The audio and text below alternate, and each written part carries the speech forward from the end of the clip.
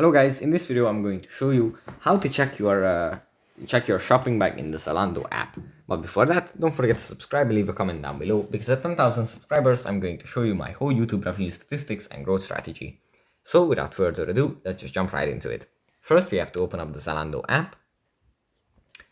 And here, after it opens up in the shopping menu, where we can find and look at different kinds of clothing articles, different kinds of styles, trends, and get inspired. But from here, at the top of the screen, there is a little shopping bag icon. If we tap on this, we can check the items that we've added to our shopping bag, and then proceed to ordering.